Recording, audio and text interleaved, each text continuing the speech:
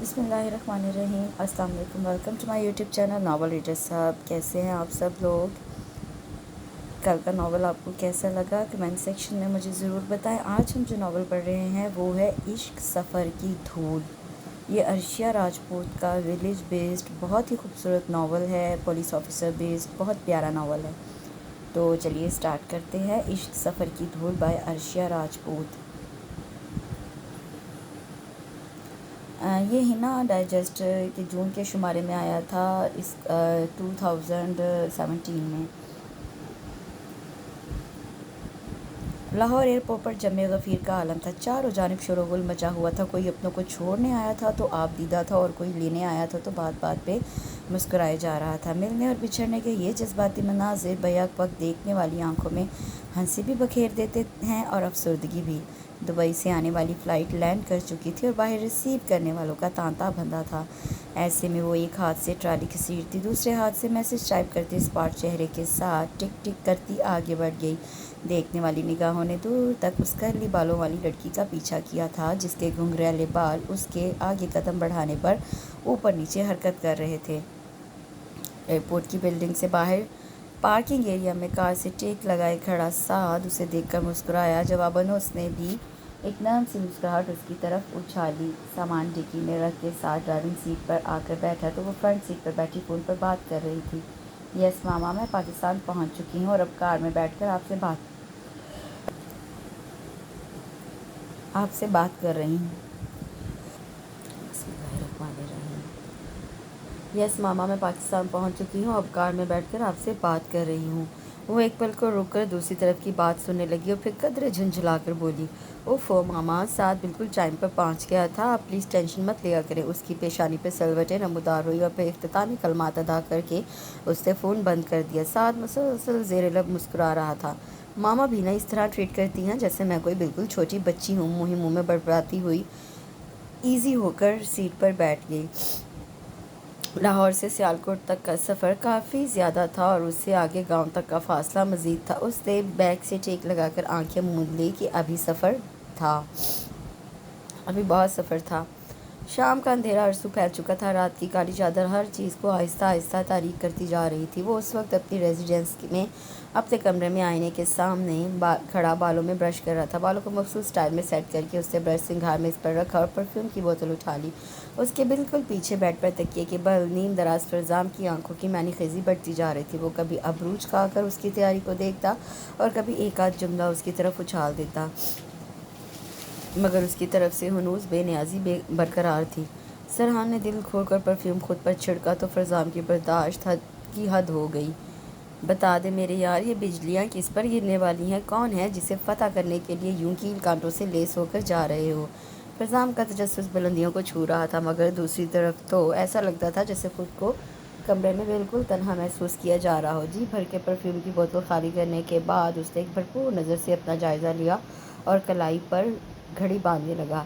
देख सरहान, मेरे अब तक के 120 अफेयर्स तेरे पास नामों समेत रजिस्टर्ड है।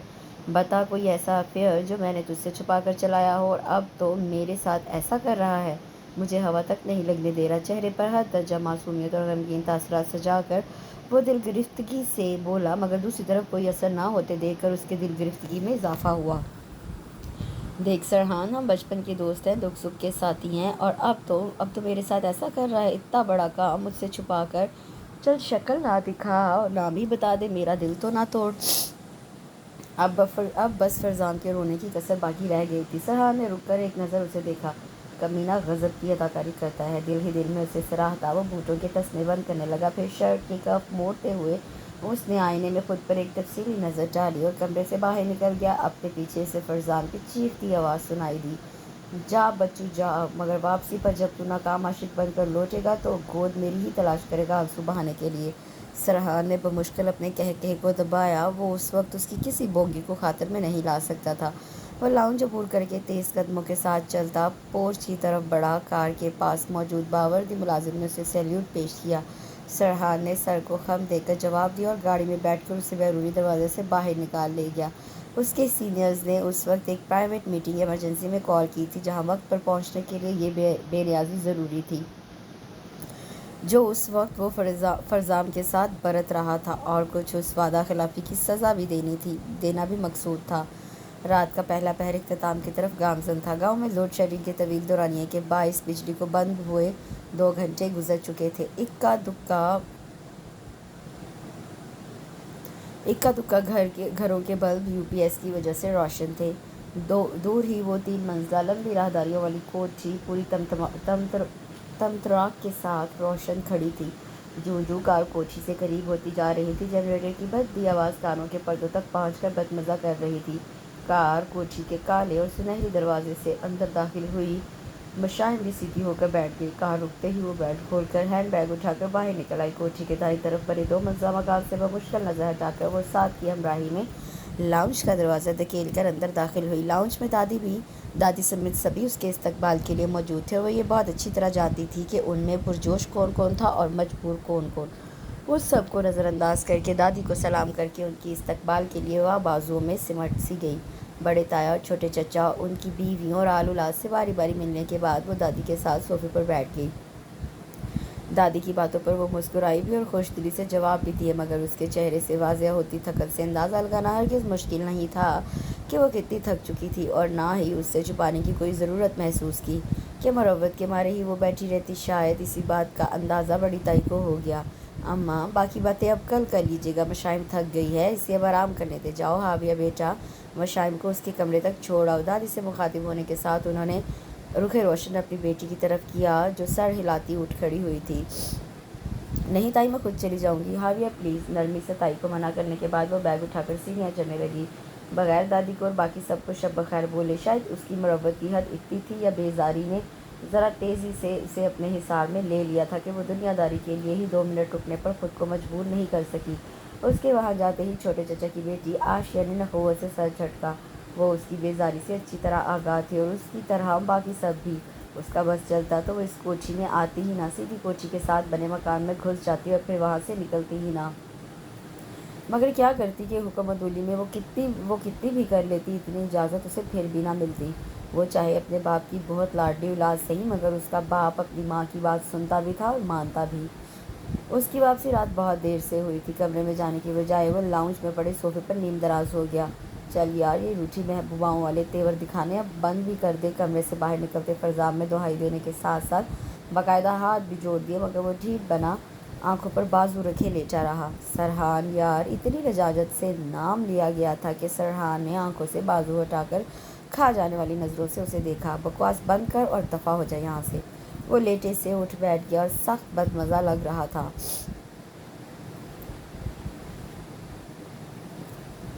تیری بیوی ہوتی تو تمہیں معلوم ہوتا کہ کتنی بہادری چاہیے ہوتی ہے بیوی کو انکار کرنے کے لیے۔ وہ بات اس طرح سے کر رہا تھا کہ پتہ نہیں اس نے کتنی ہی بیویاں بھگتائی ہوئی ہیں۔ اسی بات نے سرحان کے ماتھے پر موجود تیوریوں میں اضافہ کیا تھا۔ اس کا اندر بہت دیر تک سلگا تھا۔ فرزام کو اپنی غلطی کا احساس تو ہوا، مگر زبان پھسل چکی تھی۔ ذرا بتانا پسند کریں گے آپ کہ اللہ نے کب سے آپ کو بیوی والا کیا ہے؟ کیا نہیں تو کیا ہوا، کرنے والا تو ہے نا، جائز منگیتر ہے میری وہ فخریہ۔ سینہ ٹھوک کر بولا۔ سرحان نے ناگواری سے اسے دیکھا اور اٹھ کر کچن کی طرف بڑھ گیا۔ قسم لے لے سرحان، میرا رائمہ کے ساتھ جانے کا کوئی پروگرام نہیں تھا۔ وہ تو عین موقع پر اس کی دوست کا نکاح آ گیا، جو انکار کرتا تو وہ جائز منگیتر سے ناجائز ہونے میں سیکنڈ بھی نہ لگاتی۔ قسم لے لے یار، تجھ سے آگے مجھے کوئی نہیں، مگر وہ بھی تو تیرے پیچھے ہی ہے نا۔ جتنی مسکینیت وہ اس وقت اپنے چہرے پر سجا سکتا تھا سجا چکا تھا، مگر وہ متاثر ہوئے بغیر چائے بنانے میں مصروف رہا۔ وہ اس کی اداکاریوں سے بہت اچھی طرح سے واقف تھا، سو اب ان کا اثر اس پر کم ہی ہوتا تھا۔ تو نے اب اگر مجھے معاف نہ کیا تو اسی گھر کی چھت سے کود کر اپنی ٹانگیں توڑوا لوں گا، رونی صورت بنا کر اس نے بڑے مرے ہوئے لہجے میں دھمکی دی۔ اتنا تو بہادر؟ سرحان نے استہزائیہ مسکرا کر سر جھٹکا۔ دیکھ، ایسے بول کر مجھے خواہ جوش نہ دلا۔ ٹانگیں توڑوانا کوئی خالہ جی کا گھر تھوڑی ہے۔ خالہ جی کا گھر ہوتا تو تب بھی اتنی بہادری نہ دکھاتا۔ ہاں تو ٹانگیں کسے پیاری نہیں ہوتی؟ وہ چمک کر بولا۔ ڈوب کر مر جا ایک ڈی ایس پی ہو کر۔ اتنی بزدلی؟ وہ افسوس سے سر ہلاتا نیپکن سے دیگچی چولہے سے اتارنے لگا۔ تو چپ ہی اچھا لگتا ہے۔ فرزام نے اسے خفگی سے دیکھا۔ اب زیادہ زبان نہ چلا اور چائے کپوں میں ڈال کر کمرے میں لے آ، اسے حکم دے کر سرحان کچن سے باہر نکل گیا تو فرزام نے بے چارگی سے چائے کی دیگچی کو دیکھا۔ ایسا بھی کیا جرم کیا تھا جو ایسی سزا دے رہا ہے؟ خبیث! اس کے دانت کچکچائے اور چائے کپوں میں انڈیل کر اس کے کمرے کی طرف بڑھ گیا۔ بیچارے کا جرم واقعی کوئی اتنا بڑا نہیں تھا، بس سرحان کے ساتھ شکار کا پلان بنا کر عین وقت پر رائمہ کے ساتھ اس کی دوست کے نکاح پر چلا گیا تھا۔ ہاں، یہ اور بات ہے کہ یہ جانا بھی مجبوری ہی تھی۔ نہ جانے کے طور پر رائمہ سرحان سے بھی بڑا ایکشن دے سکتی تھی، اور رائمہ کو منانا سرحان کو منانے سے 100 گنا کیا 1000 گنا زیادہ مشکل تھا۔ کمرے میں آ کر وہ بڑے بےتابانہ انداز میں کمرے کے اس واحد کھڑکی کی طرف لپ کی جس کے پار موجود گھر اس کی خوشیوں کا مسکن تھا، جہاں سکون بارش کی صورت میں برستا تھا، جہاں ہنسنے کے لیے اسے کسی وجہ کی ضرورت نہیں پڑتی تھی، بس مسکراہٹ ہونٹوں سے جدا ہی نہیں ہوتی تھی۔ وہ گھر جو اس کی دعاؤں کا محور تھا، اور اس گھر میں رہنے والا اس کی پوری دعا تھا، ایسی دعا جو پوری ہو کر بھی ادھوری سی تھی، نامکمل۔ اس کی نظریں نیم اندھیرے میں واقع اس کمرے پر جمی ہوئی تھی جس کی مکمل تاریکی کمرے کے مالک کی غیر حاضری کا ثبوت تھی۔ مشائم کی آنکھوں میں نمی پھیلنے لگی۔ کاش اس وقت ممکن ہوتا تو وہ اس گھر کے مکینوں کے پاس جا سکتی، ذلِ ماں کی گود میں سر رکھ کر اپنی ادھوری نیندوں کو پورا کر سکتی۔ اس کے سلگتے بلکتے دل کو کچھ تو سہارا ملتا، مگر یہ ایسا کاش تھا جو اس کی زندگی کے ساتھ ساتھ پروان چڑھتا آیا تھا۔ ممکن تھا وہ ساری رات وہاں کھڑی رہ کر اس کمرے پر نظریں ٹکائے رکھتی کہ مان موبائل فون کی رنگ ٹون نے اسے وہاں سے ہٹنے پر مجبور کر دیا تھا۔ ہینڈ بیگ سے موبائل نکال کر اس نے جگمگاتے نام کو دیکھا اور لمبی سانس اندر کھینچ کر یس کا بٹن دبا کر بیڈ پر بیٹھ گئی۔ السلام علیکم ماما۔ وعلیکم السلام، کیسی ہو مشائم؟ انہوں نے نرمی سے پوچھا، اور اس نرمی میں بھی چھپی فکر کو مشائم محسوس کر چکی تھی۔ میں ٹھیک ہوں ماما، آپ پریشان نہ ہوں۔ اس کی آواز میں اتنی تھکاوٹ تھی کہ نتاشا کا دل بجھ سا گیا۔ وہ جانتی تھی جو تھکاوٹ 6 سال سے اس کے اندر بس گئی ہے، وہ تھکاوٹ پاکستان جا کر سوا ہو جائے گی، اور ایسا ہی ہوا تھا۔ مشائم میری جان، پوری کوشش کرنا اپنی دادی کو کوئی شکایت کا موقع نہ دینا۔ ماما پلیز، میں دادی کی ہر بات نہیں مان سکتی، اور میں ہر بات مانوں گی بھی نہیں۔ دادی نے اگر مجھے ابو کے گھر جانے سے منع کیا تو میں آپ کو بتا رہی ہوں ماما، میں نہیں مانوں گی۔ بات کرتے کرتے اس کی آواز بھیگ گئی تھی، اتنی زیادہ کہ نتاشا کو لگا کہ وہ بس ابھی رو دے گی۔ انہوں نے مزید اسے کوئی بھی نصیحت کرنے سے خود کو روک کر اسے اپنا خیال رکھنے کی تاکید کر کے فون بند کر دیا۔ فون بند ہوتے ہی آنکھوں میں رکے آنسو گالوں پر بہہ گئے تھے۔ گھٹنوں میں چہرہ چھپائے وہ ہچکیوں کے ساتھ رو رہی تھی، مگر اس کے اندر لگی آگ مزید بڑھتی جا رہی تھی، اتنی کہ اس کا دل کرلا کرلا کے بے دم ہو گیا تھا۔ رات کے کسی پہر وہ روتے روتے ہی سو گئی۔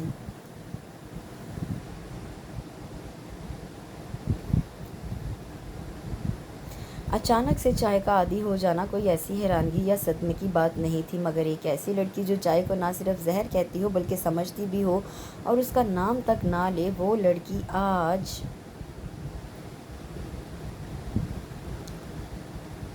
اس زہر کو نہ صرف پیے بلکہ اس کی عادی بھی ہو جائے تو یہ بات حیرانگی کی تھی، کم از کم مشائم جیسی لڑکی کے لیے تھی کہ وہ نہ بدلنے والی لڑکی اب بدل رہی تھی، اور مسلسل بدلتی جا رہی تھی۔ چائے کپ میں انڈیل کر انہوں نے کپ اسے تھما دیا۔ محبت جب قاتل بن جائے تو اسے چھوڑ دینا چاہیے مشائم، دکھ بڑے نہیں ہوتے، مگر جو دکھ توڑ کر پھر جڑنے جوگا نہ چھوڑے وہ بڑے بن جاتے ہیں۔ مشائم ان کی بات پر بڑی تلخی سے مسکرائی۔ چچی، مجھے ذرا غور سے دیکھیں، کیا آپ کو لگتا ہے مجھ پر اب کسی نصیحت کا اثر ہوگا؟ وہ مسکراہٹ ابھی تک اس کے ہونٹوں پر پھیلی تھی۔ وہ کچن سے نکل گئی تھی، مگر وہ ساکت سی کھڑی تھی اور بہت دیر تک کھڑی رہی تھی۔ آؤ مشائم، میرے پاس بیٹھو۔ صوفے پر بیٹھی دادی اسے دیکھ کر مسکرا کر بولی۔ مشائم نے گرم گھونٹ اندر اتارا۔ سوری دادی، میں ابھی ذلِ ماں کے پاس جا رہی ہوں۔ گرم گھونٹ کی ساری آگ ان کے اندر اتار کر وہ لاؤنج سے باہر نکل گئی۔ اس نے پیچھے مڑ کر دادی کی ان نگاہوں کو نہیں دیکھا جو اس کی پشت میں کھپ گئی تھیں۔ دادی کے تاثرات کیا تھے اس نے اہمیت ہی نہیں دی۔ اس کے اندر در آنے والی تبدیلیوں کو بڑی فرصت سے جانچا جا رہا تھا، اور اس جانچ میں اب یہ بات بھی آنی تھی کہ مشائم باجواب دوسروں کے خیالات اور تاثرات کو جوتے کی نوک سے اڑاتی تھی اور ببانگِ دہل اڑاتی تھی۔ خالی کپ اس سے پچھواڑے کی طرف جاتی راہداری پر رکھا۔ کوٹھی کی پچھلی طرف کی دیوار کے درمیان ایک چھوٹا سا لکڑی کا دروازہ دونوں گھروں کے درمیان ایک اندرونی راستے کے طور پر تھا، ایک ایسا راستہ جسے صرف مشائم ہی استعمال کرتی تھی، مگر اس دروازے کو دیکھ کر ایسا لگتا تھا کہ اسے 6 سال تک کھولا نہیں گیا، اور مشائم کو کوٹھی میں ایسا کوئی نہیں دکھا جو اس کی طرح ابو کے گھر والوں کا عاشق ہو۔ لکڑی کا کباڑ دھکیل کر وہ اس گھر میں داخل ہوئی جسے کبھی ڈزنی لینڈ کہتی تھی۔ سر جھٹک کر وہ اندرونی حصے کی طرف بڑھ گئی۔ وہ جانتی تھی اس وقت ذلِ ہما کے علاوہ کوئی بھی نہیں ہوگا۔ جازم کو اس نے اپنے آنے کا نہیں بتایا تھا، مگر یہ جانتی تھی کہ وہ کل یا پرسوں آ جائے گا۔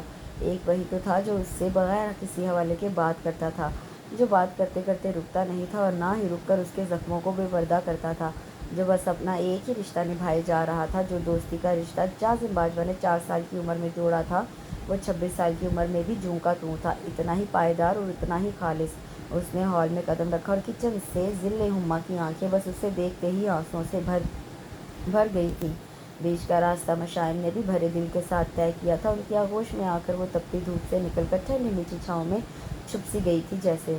آپ کے بیٹے نے میرے ساتھ اچھا نہیں کیا، ذلِ ماں گن گن کے بدلے لوں گی میں اس سے۔ ان کی گود میں سے سر اٹھا کر وہ صوفے پر سیدھی ہو کر بیٹھی، ہاتھوں کی پشت سے آنکھیں صاف کر کے دوبارہ ان کی گود میں سر رکھ کر لیٹ گئی۔ ذل ہما کو اس کی یہ عادت بڑی پیاری لگتی تھی، وہ بڑی سے بڑی بات ان کی گود میں سر رکھ کر بڑی آسانی سے کر لیتی تھی۔ ان گزرے 6 سالوں میں ہر دن وہ ان سے کبھی اسکائپ اور کبھی واٹس ایپ پر بات کرتی تھی اور گھنٹوں کرتی تھی، مگر آج جو اس نے ان کی گود میں سر رکھ کر بات کی تھی وہ گزرے سالوں میں ایک دن بھی نہیں کی تھی۔ ایک دن بھی نہیں کہا تھا کہ ذل-ماں آپ کے بیٹے نے بڑی زیادتی کر دی میرے ساتھ۔ ایک دن بھی اس کا نام نہیں لیا تھا ذل-ہما نے، کبھی اس کا ذکر نہیں چھیڑا۔ وہ اس کی بھی تو ماں تھی نا، اور بیٹیوں کے زخموں کو مائیں تھوڑی نہ کریدتی ہیں۔ کب پہنچ رہے ہو سرحان؟ فرزام اپنی ریزیڈنس پر اس کا انتظار کر رہا تھا۔ وہ سرحان کے ساتھ اس کے گاؤں شکار کھیلنے جا رہا تھا اور اس مرتبہ سرحان اس کی بہت منت سماجت کے بعد راضی ہوا تھا۔ بس نکل رہا ہوں، جازم کو ہاسپٹل سے پک کرنے کے بعد تمہارے پاس آتا ہوں۔ وہ آفس سے نکل کر کار میں بیٹھنے کے دوران اس سے بات کر رہا تھا۔ فون بند کرنے کے بعد اس نے گاڑی کا رخ جازم کے ہاسٹل کی طرف موڑا۔ نکلنے سے پہلے اچھی طرح سے تسلی کر لو، یہ نہ ہو گاؤں پہنچ کر پتہ چلے کہ تمہاری جائز منگیتر اور ہونے والی بیوی کی کسی دوست کا نکاح ہونے والا ہے۔ یہ تو ناممکن تھا سرحان باجوہ طنز کرنے کا اور بھگو بھگو کر ماننے کا کوئی موقع ہاتھ سے جانے دے۔ فرزام نے بڑی بے چارگی سے جازم کو دیکھا تھا، مگر وہ ہونٹوں میں مسکراہٹ دبائے کندھے اچکا کر رہ گیا۔ فرزام گاڑی میں بیٹھنے لگا تھا، مگر اب ہونٹ بھینچے اسے دیکھ رہا تھا، جو اسٹیئرنگ پر دونوں ہاتھ جمائے بظاہر ونڈو اسکرین سے باہر نظریں جمائے ہوا تھا، مگر فرزام کی ساری کیفیت سے اچھی طرح آگاہ بھی تھا۔ یہ روٹھی بیوی کی طرح طنز پر طنز کے نشتر نہ چلا، سیدھی سیدھی بات کر، ساتھ لے کر جانے کا ارادہ ہے بھی یا نہیں؟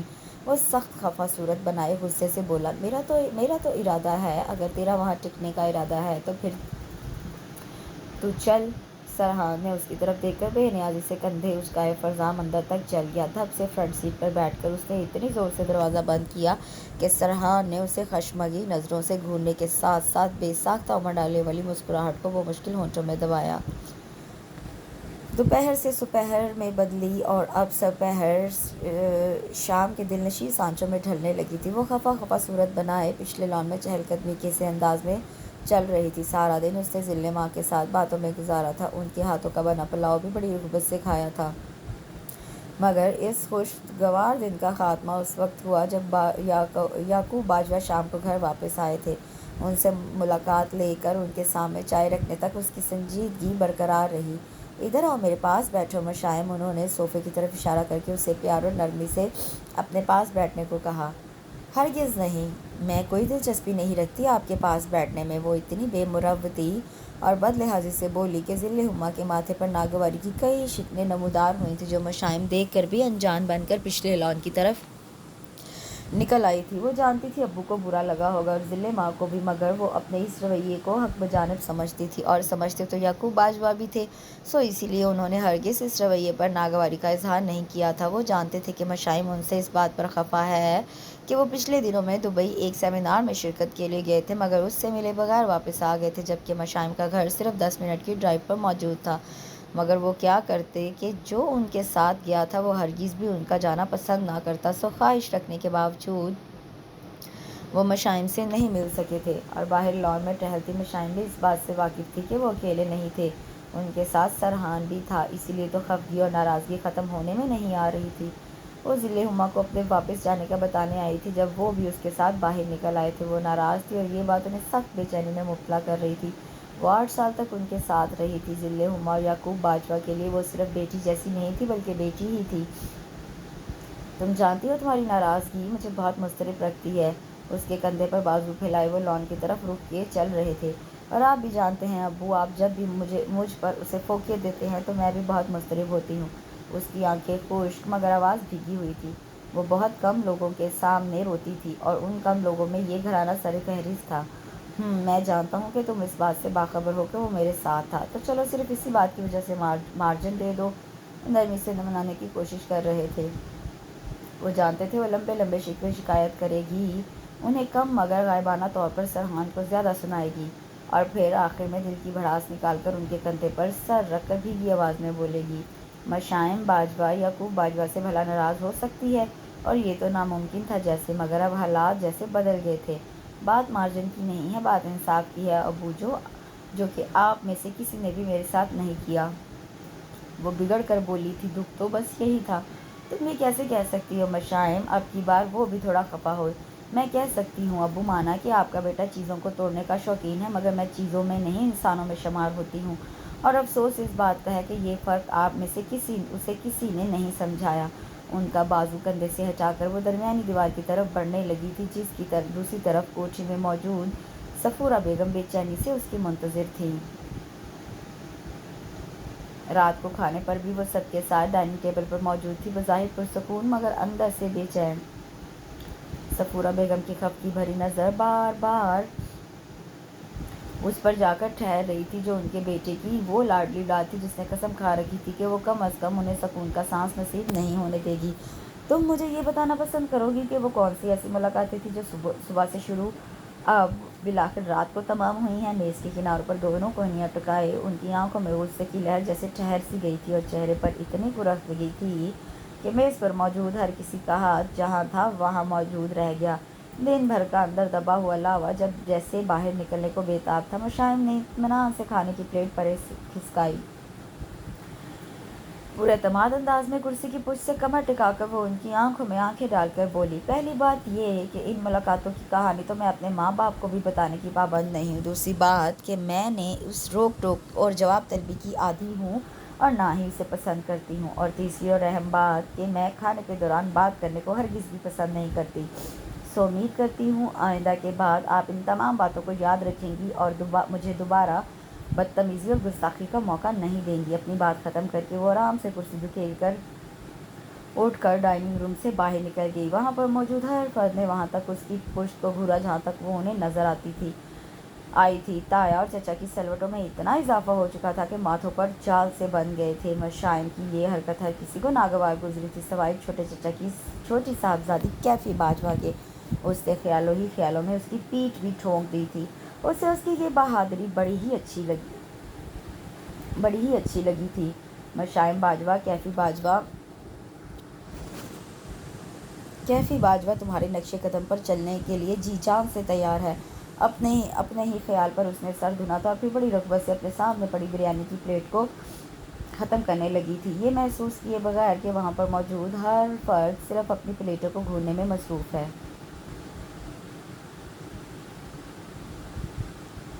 مشائم کے دادا ابراہیم باجوہ کا بہادر مجبوری عقد ثانی صفورہ بیگم کے ساتھ ہوا تھا، اور اس نے کہا کہ سب سے بڑی مجبوری ان کا وہ 2 سال کا بیٹا یعقوب باجوہ تھا جو 2 سال کی عمر میں ماں کے سائے سے محروم ہو گیا تھا۔ ابراہیم باجوہ کا مجبوری کی حالت میں کیے جانے والا یہ فیصلہ ان کے لیے بہت بڑی غلطی ثابت ہوا تھا، مگر اور ایک ہونے پر وہ بجائے صبر کرنے کے کچھ نہیں کر سکتے تھے۔ صفورہ بیگم ماں کا سا پیار دینا تو دور، ماں کا سا احساس دینے سے قاصر نہیں۔ شروع دن سے جو بیزاریت یعقوب کے لیے ان کے دل میں پیدا ہوئی تھی وہ بعد میں اتنی شدید نفرت میں سامنے آئی کہ یعقوب تو یعقوب، ابراہیم باجوہ بھی ششدر رہ گئے، مگر قدرت نے ذوالفقار باجوہ کو ان کی گود میں ڈال کر جیسے اس رشتے کو نبھانے کے لیے باندھ دیا تھا، اور پھر یکے بعد دیگرے مراد باجوہ اور ہاشم باجوہ کی پیدائش کے بعد انہوں نے یعقوب کو بورڈنگ بھجوا دیا تھا۔ چونکہ ان کا کاروبار شہر میں تھا، سو یعقوب سے ان کی ملاقات 1-2 دن کے بعد لازمی ہوتی تھی۔ وقت گزرتا رہا اور سالوں کے ہند سے اپنی جگہ تبدیل کرتے رہے۔ یعقوب نے تقریباً بچپن سے جوانی تک کا عرصہ شہر میں ہاسٹل میں ہی رہ کر گزارا۔ MBBS کے بعد سرکاری نوکری کا کچھ عرصہ شہر میں گزارنے کے بعد وہ مستقل طور پر گاؤں آ گئے تھے۔ ابراہیم باجوہ نے اپنے دوست کی بیٹی ذل ہما سے یعقوب کی شادی کرنے کے بعد انہیں کوٹھی سے ملحقہ گھر میں منتقل کر دیا تھا، جو کہ انہوں نے خاص طور پر یعقوب کے لیے ہی تعمیر کروایا تھا۔ وہ جانتے تھے صفورہ بیگم کبھی بھی کوٹھی میں انہیں خوش نہیں رہنے دیں گی، صفورہ بیگم کی نفرت جوں کی توں تھی۔ ان کی بہت کوشش تھی کہ یہ نفرت اپنے بیٹوں کے اندر منتقل کرنے کی، مگر وہ جیسے اس نفرت سے بیزار سے تھے، مگر صرف ماں کے احترام میں خاموش رہتے تھے۔ ذوالفقار نے تعلیم حاصل کرنے کے بعد باپ کا کاروبار خوش اسلوبی سے سنبھال لیا تھا، مگر مراد اور ہاشم کو کاروبار میں کوئی دلچسپی نہیں تھی۔ سی اے مکمل کرنے کے بعد مراد نے دبئی کی ایک کمپنی میں جاب کرنے کے بعد پاکستانی نژاد لڑکی سے شادی کر کے دبئی میں ہی مستقل سکونت اختیار کر لی تھی۔ ہاشم نے انجینئرنگ کی تعلیم مکمل کرنے کے بعد اسلام آباد میں جاب کر لی تھی۔ ہاشم نے بھی شادی اپنی پسند سے کی اور ام ہانی کو کوٹھی میں دلہن بن کر آ گئیں۔ ذوالفقار کی شادی صفورہ بیگم نے اپنی پسند سے گاؤں میں ہی کروائی تھی۔ ابراہیم باجوہ کے انتقال کے بعد یعقوب باجوہ کا کوٹھی سے جو ایک تعلق تھا وہ ختم سا ہو گیا تھا۔ ان کے تینوں بھائی ماں کے سامنے تو نہیں مگر ان سے رابطے میں تھے، مگر کوٹھی والوں سے وہ جیسے کٹ سے گئے تھے۔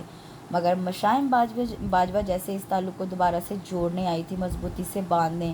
مراد باجوہ اور ماہنور کو اللہ نے جڑواں بچوں سے نوازا تھا، مشائم اور عفان۔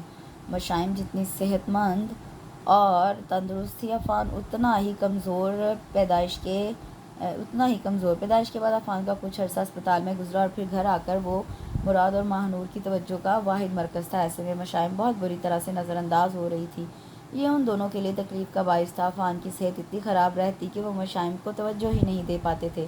بہت مجبور ہو کر مراد نے مشائم کو پاکستان صفورہ بیگم کے پاس بھجوا دیا، مگر پاکستان آ کر تو اس نے ذل ہما کی زندگی میں بیٹی کی کمی کو جیسے پورا کر دیا تھا۔ بظاہر اسے صفورہ بیگم کے پاس بھیجا گیا تھا، مگر وہ ان کے پاس تو تب رہتی جب وہ کوٹھی میں ٹکتی۔ اس کی توجہ اور محبت کا واحد مرکز وہ گھر رہا تھا جسے وہ اپنا گھر کہتی تھی۔ یعقوب باجوہ بہت بچپن میں ہی اس کے ابو بن گئے تھے، اور ذل ہما ایسی ذل ماں جس کو کوئی بھی بات بتاتے ہوئے وہ ہچکچاتی نہیں تھی، اور ہچکچائی تو وہ تب بھی نہیں تھی جب ایک دن ان کی گود میں سر رکھ کر اس نے بڑے آرام سکون سے پوچھ لیا تھا، ذل ماں کیا سرحان باجوہ کی شادی مشائم باجوہ سے ہو سکتی ہے؟ اس نے سوال نہیں پوچھا تھا بلکہ اپنی خواہش ان کے سامنے رکھ دی تھی۔ وہ پاکستان میں جازم باجوہ اس کا واحد دوست اور ہمراز تھا، اور سرحان باجوہ وہ واحد انسان تھا جس کی بے انتہا نفرت کے باوجود مشائم کی محبت شدتوں کو چھوتی جاتی تھی۔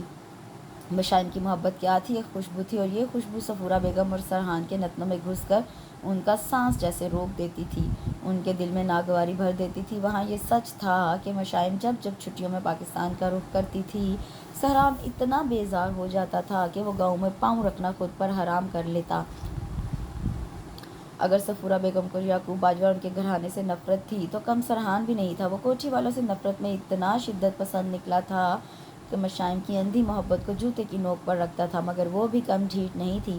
مگر سرحان باجوہ کو اس کی موجودگی قبول نہیں تھی تو اس کی محبت کو کیسے قبول کرتا؟ یہ ناممکن ہے امی، اور یہ میں ہرگز بھی نہیں کروں گا۔ آپ ایسا سوچ بھی کیسے سکتی ہیں؟ وہ ماں کی مشائم سے شادی کی بات پر حیران ہوا، اور یہ حیرانگی پھر پریشانی میں اس طرح بدلی کہ وہ باقاعدہ اپنے بال نوچنے لگا تھا۔ کیوں نہیں ہو سکتا سرحان؟ ساری دنیا کے نکاح ہوتے ہیں، تم کر لو گے تو کون سی انہونی ہو جائے گی؟ ذل ہما بے تاثر چہرے کے ساتھ بیٹھی ہوئی بولی، چہرے کے ساتھ ساتھ لہجہ بھی اتنا بے تاثر تھا کہ وہ حیرانگی سے ان کی طرف مڑا۔ بے شک یہ نکاح انہونی نہ ہوتی، مگر اس وقت جب یہ مشائم باجوہ کے سوا کسی اور سے ہوتا۔ مجھے وہ لڑکی قبول نہیں ہے امی، نفرت ہے مجھے اس سے۔ وہ سخت زچ ہوا، غصے کی زیادتی سے اس کی آنکھیں سرخ انگارہ ہو چکی تھی۔ تمیز سے بات کرو سرحان، ذل ہما بری طرح بگڑی۔ خبردار اس کے لیے کوئی لفظ استعمال کیا تو۔ آپ کو وہ اتنی عزیز کیوں ہے امی؟ وہ ان لوگوں کی بیٹی ہے جنہوں نے ساری زندگی آپ سے نفرت کے سوا کوئی دوسرا رشتہ نہیں رکھا۔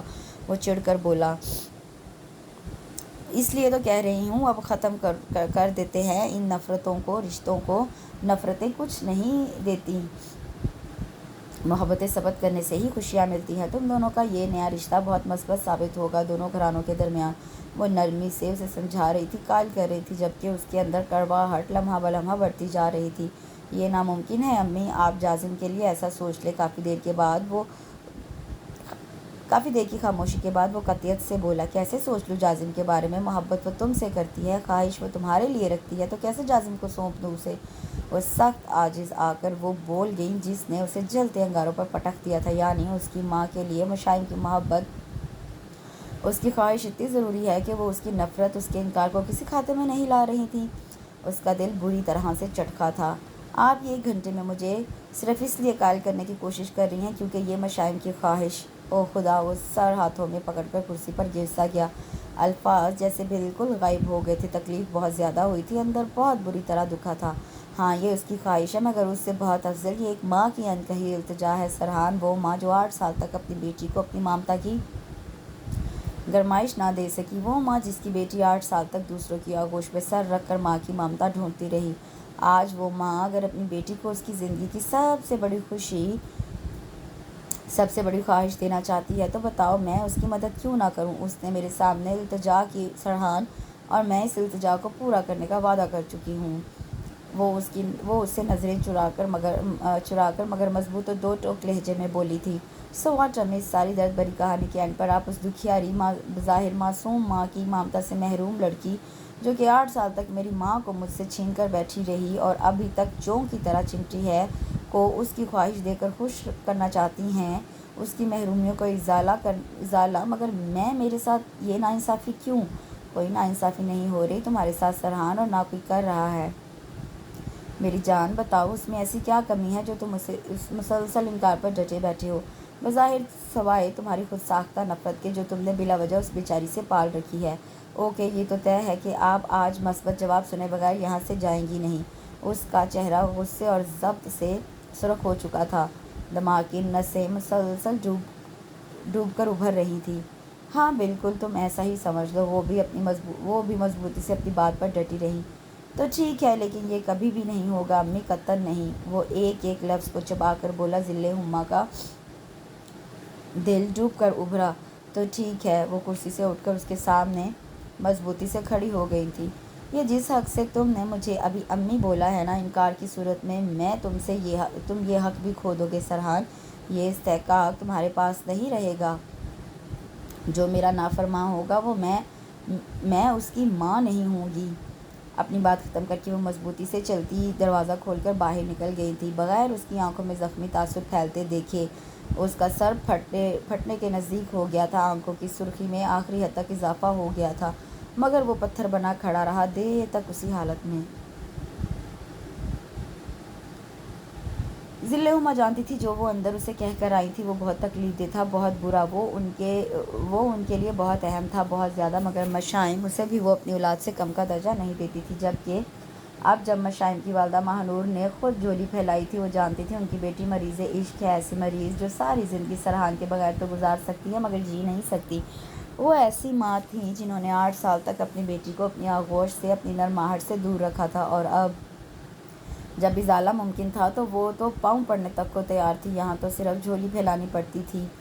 اور ذل ہما ہرگز بھی اتنی کم ضبط نہیں تھی کہ اپنے بیٹے کو مجبور نہ کر سکتی۔ وہ مجبور تو ہو گیا، اپنا حق کیسے چھوڑتا، اور اس استحقاق سے محرومی تو وہ کبھی گوارا ہی نہیں کر سکتا تھا۔ ہاں، مگر وہ جو اندر ایک نفرت تھی وہ جوں کی توں تھی، لیکن مشائم کو کیا لگے اس نفرت سے، وہ تو اپنی محبت میں ہی مدہوش تھی۔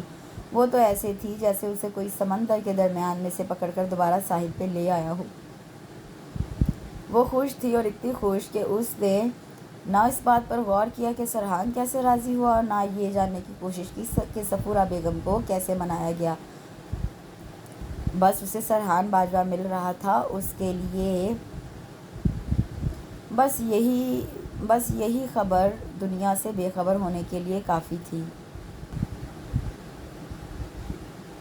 دبئی سے پاکستان اور پاکستان سے نکاح والے دن تک وہ جیسے بادلوں کے ساتھ محو رقصاں تھی، اور کیوں نہ ہوتی، کوئی درگاہ، کوئی مزار، کوئی دعا، کوئی وظیفہ، کوئی سجدہ ایسا نہیں تھا جس میں وہ سرحان باجوہ کے لیے گڑ گڑائی نہ ہو، اس نے اللہ کو اس کے صفات کے واسطے نہ دیے ہوں، اس کے جہاں محبوب آقائے دو جہاں حضرت محمد مصطفیٰ صلی اللہ علیہ وآلہ وسلم کا واسطہ نہ دیا ہو۔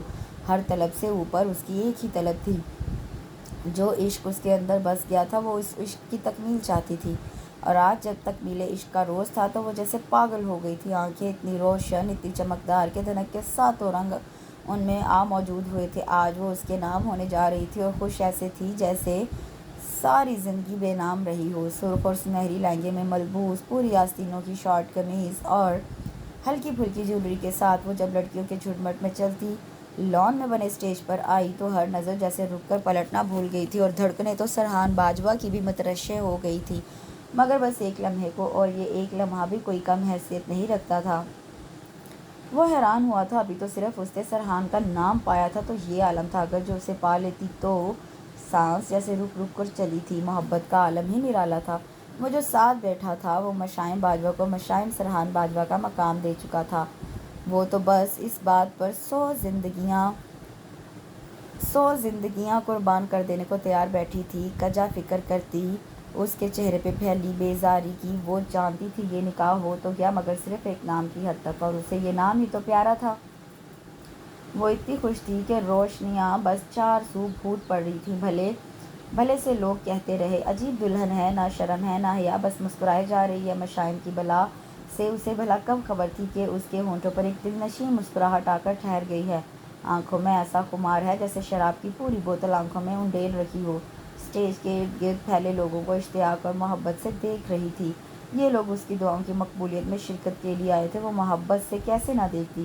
اور ان لوگوں کے ہجوم میں ایک چہرے پر پھیلی خشونت اور نفرت دیکھ کر اس کا دل ایک پل کو لرزا، اور پھر یہ لرزاہٹ سارے میں پھیل گئی۔ وہ قدم قدم چلتی اسٹیج کی طرف آ رہی تھی۔ مراد باجوہ ان کا ہاتھ پکڑ کر انہیں اسٹیج پر لائے تھے۔ مشائم کا ماتھا چومتے وقت ان کے چہرے پر کچھ لمحوں کے لیے محبت کی روشنی پھیلی تھی، مگر سرحان کو دیکھتے ہی ان کے دل میں ایسے ابال اٹھے تھے کہ وہ کھارا اور ابلا پانی سارے ماحول کو جھلسا گیا تھا۔ اپنی اوقات دیکھ کر پاؤں پھیلانے چاہیے برخوردار، اپنی پرواز قوت سے زیادہ اونچی اڑانے بھرنے والے بالآخر منہ کے بل نیچے گرتے ہیں۔ جس کے تم اہل ہی نہیں، اس کی طلب بنتی تو نہیں۔ کتنے دنوں سے دل میں دبی خاموشی کا آج قفل ٹوٹا تو بھرے مجمع میں سرحان باجوہ کے منہ پر تماچے لگ رہے تھے۔ وہ جبڑے بھیجے ان کے مقابل سینے پر ہاتھ باندھے کھڑے ہو گیا۔ سارے مجمع کو سانپ سونگھ گیا تھا۔ ذل ہما کا رواں رواں اس کی خاموشی کا ملتجی تھا، مگر لاوا اگر صفورہ بیگم کے منہ سے نکلا تھا تو پک کر پھٹنے کو تیار سرحان باجوہ کے اندر بھی تھا۔ پہلے تو آپ اپنی غلط فہمی بلکہ خوش فہمی دور کر لیں کہ یہ طلب میری تھی۔ سرحان باجوہ کا معیار اتنا گرا تو ہرگز بھی نہیں ہے۔ ہاں، مجبوری میں کیے گئے فیصلے اکثر گلے پڑ جاتے ہیں۔ سنا تھا، آج دیکھ بھی لیا۔ اور رہی پرواز قوت کی بات تو میری اڑان تک پہنچنے کے لیے آپ کی پوتی کے پاس وہ قوت پرواز ہی نہیں ہے جو اسے مجھ تک پہنچا سکے۔ بس یہ سمجھ لے کہ بھیک میں اپنا نام دان کیا ہے۔ اس کی ایک ایک بات سے ٹپکتا زہر مشائم کے سارے جسم میں پھیل رہا تھا۔ وہ پتھرائی نظروں سے سرحان کے چہرے کو دیکھے جا رہی تھی۔ صفورہ بیگم کا چہرہ ضبط سے لال انگارہ ہو گیا تھا۔ وہ اسے ذلیل کرنے آئی تھی، مگر وہ تو مشائم کی ذات کے پرخچے اڑا رہا تھا۔ اگر اتنے ہی بیزار ہو تم تو ابھی کے ابھی چھوڑ دو اسے۔ نکاح کے 3 بول ہی تھے نا، طلاق کے بھی 3 ہی بول ہوتے ہیں۔ تم جیسا کم ظرف 2 ٹکے کا انسان اتنی اوقات ہی نہیں رکھتا کہ مشائم باجوہ کا اہل ہو سکے۔ وہ رعونت سے ایک ایک لفظ کو چبا کر بولی۔ امی، مراد باجوہ نے عاجز آ کر جیسے التجا کی تھی۔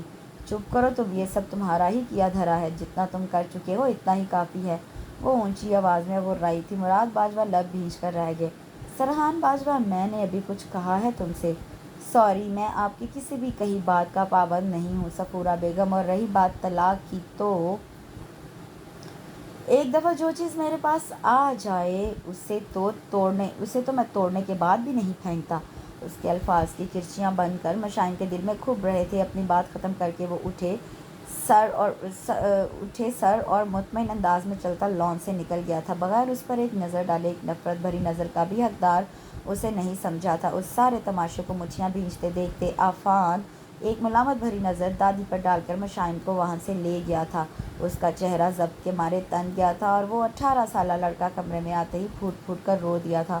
وہ اتنا کمزور ہرگز بھی نہیں تھا، مگر محبتیں کمزور کر دیتی ہیں، اور اپنی بہن سے اسے بہت محبت تھی، مگر مشائم کی آنکھوں میں تو خشک صحرا اتر آیا تھا۔ اس رات کے اگلے دن مشائم اور عفان باجوہ دبئی واپس چلے گئے تھے۔ دادی نے کیا کہا، ذل ہما اور یعقوب نے کیسے معذرت کی، ان سب باتوں کی اب جیسے اسے کوئی ضرورت ہی نہیں تھی، کوئی پرواہ نہیں تھی۔ مگر ایک بات طے تھی، سرحان باجوہ اور صفورہ بیگم کی نفرت کے باوجود اس کی محبت جو کی توں تھی وہ ڈھیٹ ابن ڈھیٹ ثابت ہوئی تھی۔ اب ایسے تو ایسے ہی سہی۔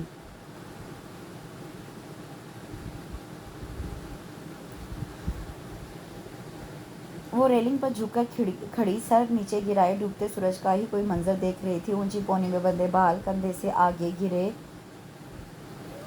ہوئے تھے۔ وہ مسلسل نیچے دیکھتی جا رہی تھی۔ دونوں ہاتھوں میں چائے کا مگ پکڑے کیفی اس کے بالکل پیچھے کھڑی تھی۔ مشائم نے چونک کر سر اٹھایا اور پھر سیدھے ہو کر مسکرا کر اس سے مگ پکڑ لیا۔ اچھی چائے بناتی ہو تم؟ اس نے گرم چائے کا ایک گھونٹ لے کر بےمعنی خاموشی کو توڑا۔ میں سب اچھا ہی کرتی ہوں، کندھے اچکا کر وہ بے نیازی سے بولی۔ اتنا اعتماد ہے خود پر؟ مشائم محظوظ ہوئی تھی۔ کیا آپ کو نہیں ہے خود پر؟ ہے، اور کیوں نہیں ہوگا، ہونا بھی چاہیے۔ آپ کے اعتماد پر تو مجھے اعتماد ہے۔ مشائم نے چونک کر اسے دیکھا، مگر اس کی بات کا مطلب نہیں سمجھی تھی۔ اس نے اس کے ضومینی جملے کا مطلب پوچھنے کے لیے ہونٹ کھولے ہی تھے کہ یعقوب باجوہ کے گھر کے گیٹ کے باہر کار آ کر رکنے پر وہ اندر سے پوری کی پوری ہل گئی تھی۔ کھلے ہونٹوں کو بند کرنا تک بھول گئی، آنکھیں جھپکنا تک۔ کار سے نکل کر جازم نے گیٹ کھولا تھا اور کار سست روی سے چلتی سرخ روش پر آ کر رک گئی تھی۔ کار سے بیگ نکال کر جازم سیدھا ہوا تو غیر ارادی نظر سامنے موجود ٹیرس پر پڑی اور پھر ٹھہر گئی۔ او ہائے! اس نے ہاتھ ہلا کر بھرپور خوشی کا اظہار کیا تھا۔ جواباً مشائم نے بھی ہاتھ ہلا کر اسے ہیلو کہا تھا۔ کار سے نکلتا سرحان ایک لمحے کو منجمد سا ہو گیا تھا، مگر دوسرے ہی پل وہ سر جھٹکتا اندرونی حصے کی طرف بڑھ گیا تھا۔ فرزام بھی اس کے پیچھے تھا اور جازم اسے گھر آنے کا کہہ رہا تھا۔ مشائم نے آنے کا اشارہ کر کے پیچھے مڑ کر دیکھا اور پھر دیکھتی ہی رہ گئی۔ کیفی یکٹک دنیا مافیا سے بے نیاز جازم کو دیکھ رہی تھی جو اب اندرونی حصے کی طرف جا رہا تھا، مگر کیفی کی نظریں تو واپس پلٹنے سے انکاری ہو گئی تھی۔ جیسے وہ اندر چلا گیا تو وہ بھی جیسے دنیا سے واپس آ گئی۔ مشائم پر نظر پڑتے ہی خفیف سا جھٹکا لگا۔ وہ اسے کچھ معنی خیز اور کچھ الجھی نظروں سے دیکھ رہی تھی۔ کیفی نظریں چرا کر ریلنگ کے نزدیک ہو گئی۔ میرے انجام اور حال سے واقف ہو نا تم؟ وہ عام سے انداز میں بولتی اس کے ساتھ جا کھڑی ہو گئی۔ شام کے سائے گہرے ہو رہے تھے، پرندے اپنے آشیانوں کی طرف واپسی کا سفر طے کرنے لگے تھے۔ کیفی کے سینے سے ایک بوجھل سی سانس برآمد ہوئی تھی۔ واقف تو اب دادی کی نفرت سے بھی تھی مشائم، لیکن پھر بھی ڈٹ کر کھڑی ہو گئی تھی۔ بالکل اسی طرح واقف میں بھی ہوں، مگر ڈٹ کر کھڑے ہونے سے خود کو روک میں بھی نہیں سکتی۔ اس کی نظریں بہت دور کہیں گہرائی میں اترنے لگی تھی۔ دراصل انسان جب بے اختیار ہو جاتا ہے تو بے بسی کی بلند چوٹیوں پر پہنچ جاتا ہے، اور بدقسمتی سے محبت ایک ایسا جذبہ ہے جو انسان کو بے بسی کی بلند ترین چوٹی پر لے جاتا ہے۔ دل جب ضد پر اڑ جائے تو آپ جانتی ہوں گی مشائم کے پھر سانسیں بھی بے اختیار ہو جاتی ہیں۔ وہ بہت آہستہ، بڑے ہی مدھم انداز میں ٹھہر ٹھہر کر بول رہی تھی۔ مشائم نہ تو حیران ہوئی نہ چونکی، اس کے ہونٹوں پر تلخ سی مسکراہٹ پھیلی ہوئی تھی۔ محبت ہو اور بندہ فلسفی نہ بنے، پھر تو تف ہے ایسی محبت پہ۔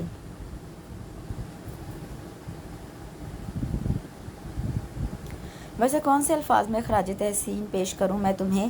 تکیے پر سینہ ٹکائے وہ بیڈ پر الٹا لیٹا تھا۔ سامنے پڑی کرسی کے بازو پر کہنی ٹکا کر ہتھیلی پر چہرہ ٹکائے مشائم گم سم بیٹھی تھی، بالکل اداس، کچھ افسردہ سی۔ سرحان اور فرزام شکار پر نکلے تھے، یعقوب باجوہ ہاسپٹل اور ذل ہما لاؤنج میں تھی۔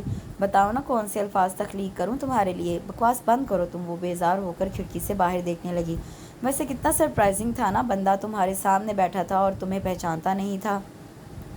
وہ اٹھ کر گود میں تکیہ رکھ کر آلتی پالتی مار کر بیٹھ گیا۔ میرے سامنے نہیں بیٹھا تھا، وہ ہنوز باہر دیکھ رہی تھی۔ ایک قسم کا سامنے ہی بیٹھا تھا بی بی۔ ویسے جتنا وہ تمہیں اپنے پیچھے خوار کر چکا ہے نا، اب تک تمہیں چاہیے ہوگا کہ بحر الکاہل میں ڈبکیاں کھا کر مر چکی ہوتی، لیکن نہیں۔ کون سی لچڑ قسم کی ہڈی تمہارے اندر فٹ ہے؟ وہ اسے تپا رہا تھا اور وہ تپ رہی تھی۔ تم سر پھڑوا لو گے مجھ سے اور پھر تمہیں پتہ لگ جائے گا وہ کون سی لیچر ہڈی ہے۔ مشائم نے دانت کچکچائے۔ ویسے مشائم زیادتی نہیں کر دی تم نے میرے ساتھ؟ آخر ہے کیا اس میں جو اس کے سامنے تمہیں میں نظر نہیں آیا؟ وہ گہری افسردگی سے بولا۔ اتنا ہینڈسم اور گڈ لکنگ ہوں میں، بس ایک آنکھ کا اشارہ کرنے کی ضرورت ہوتی ہے۔ مبالغہ آمیزی کی حد کرتا وہ اسے زہر لگا۔ بدتمیز ذلیل انسان، شرم نہیں آتی تمہیں؟ ایک نمبر کے کمینے ہو، بھائی کی بیوی سے فلرٹ کرنے سے پہلے ڈوب کر مر جانا چاہیے تھا تمہیں۔ وہ اسے کھا جانے والی نظروں سے دیکھا۔ ارے واہ، ایسے ہی ڈوب کر مر جاؤں؟ اور بھائی کون سا منہ لگاتا ہے تمہیں؟ مشائم نے زخمی نظروں سے اسے دیکھا۔ بات بے شک وہ مذاق میں کر رہا تھا، مگر تھی تو وہ حقیقت ہی نا، حقیقت بھی ایسی جو دل کو جلا کر رکھ دے۔ جازم کو دیر سے ہی صحیح مگر اپنے کہے الفاظ کی سنگینی کا احساس ہو گیا تھا، حالانکہ اس سے پہلے وہ بھی اس سے ایسی ہی باتیں کرتا رہتا تھا، مگر آج مشائم کچھ زیادہ ہی زودرنج ہو رہی تھی۔ ویسے بتاؤ نا، جب بھائی تمہیں دیکھ کر بھی انجان بن گیا تھا تو کیا تاثرات تھے تمہارے؟ اب وہ کسی رپورٹر کی طرح بیٹھا بڑی سنجیدگی سے اس کے جواب کا منتظر تھا۔ مشائم نے ٹھنڈی سانس اندر کھینچی۔ کیا تاثرات ہونے تھے جازم؟ توقع نہیں تھی یوں اس طرح اسے اپنے سامنے دیکھوں گی۔ وہ اپنے فرینڈ کی شادی پر آیا تھا اور میں دوست کے کزن کی شادی پر۔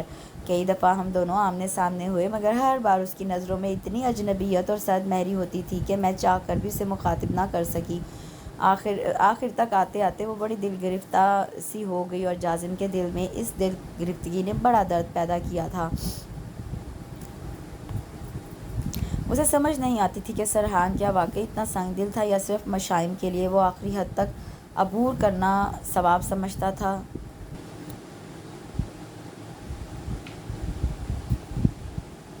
وہ رات کو جازم کے ساتھ لان میں چہل قدمی کر رہی تھی۔ جازم کو اس کا سایہ کہا جاتا تھا اور بالکل ٹھیک کہا جاتا تھا۔ آج وہ کچھ اداس تھی، اور کیوں نہ ہوتی، سرحان باجوہ نے ایک نظر بھی اسے دیکھنے کا گناہ نہیں کیا تھا۔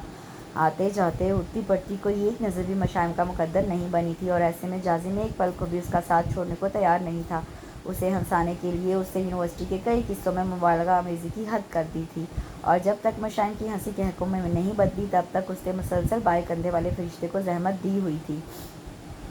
کچن میں کھڑا اپنے تازہ لائے شکار کو بھونتا سرحان کتنی ہی دفعہ ان کے حقوں پر جزبز ہوا تھا، اور ایک دو بار تو اس نے ناگوار سی نظر سے بھی لان والوں کو نوازا تھا، مگر وہ تھوڑی دیکھ رہے تھے جو اس شرف پر باغبار ہوتے۔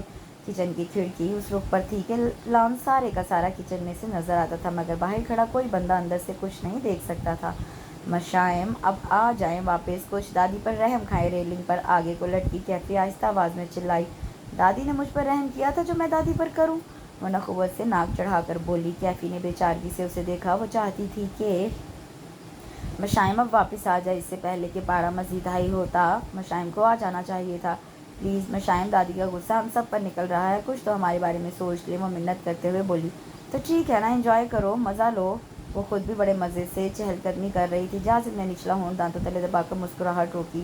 کیفی نے بے چارگی سے جازم کو دیکھا۔ دل تو چاہا کہ ایک دفعہ اسے مخاطب کر کے بولے کہ مشائم کو بھیج دے، مگر خود ہی رک گئی۔ دل میں چور ہو تو ایسا لگتا ہے جیسے ہر نظر ہم پر ہی فوکس ہے، ہر کان بس ہمیں ہی سن رہا ہے، اور جو بات چھپی تھی اسے وہ خود کھولنے کی ہمت نہیں رکھتی تھی۔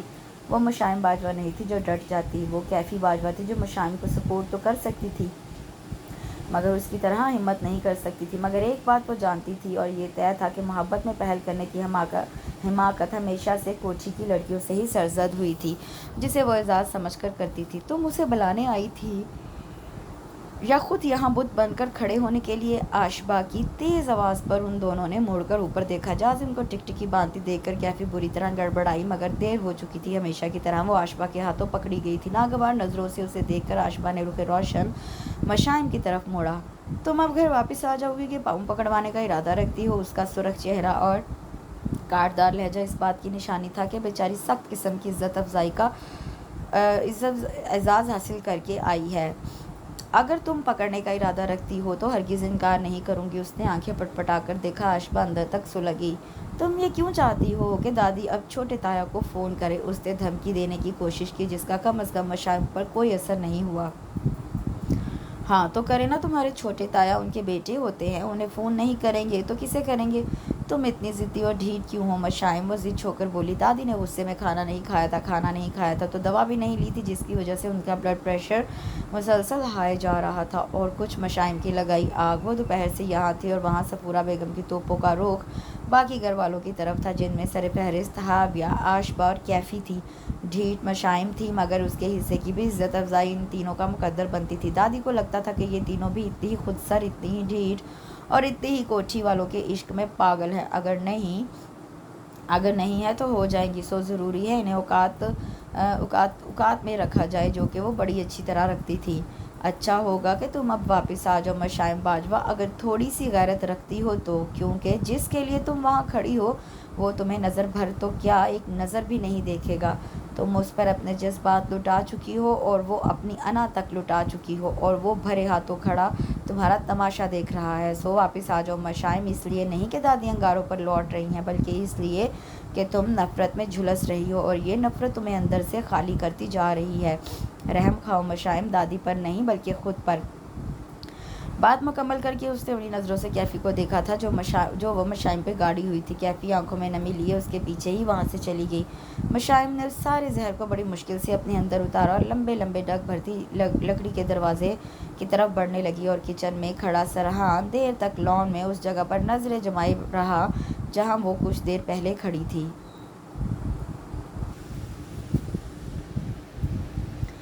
آپ بھائی سے بات کریں امی، اگر انہیں مشائم قبول نہیں تو آزاد کر دیں اسے، جب مرنا ہی ہے تو ایک ہی دفعہ مر جائے۔ وہ یوں وہ روز روز مرتی، وہ کیوں اذیت میں رہے اس کے سخت الفاظ، مگر دل برداشتہ انداز ذل ہما کو بھی دل گرفتہ کر گئے۔ جازم نے آنکھوں میں ابھرتی نمی کو ہتھیلیوں سے رگڑا۔ وہ آج اسے دیکھ کر آیا تھا، وہ لمبی سڑک پر دور تک جاتی تھی اور اس کے گال بھیگتے جاتے تھے۔ ڈھلتی شام میں وہ پاگل دیکھتی تھی، محبت میں بکھری لگتی تھی، عشق میں مرتی لگتی تھی، اور جازم کو اس ٹوٹتی بکھرتی لڑکی پر ٹوٹ کر ترس آیا۔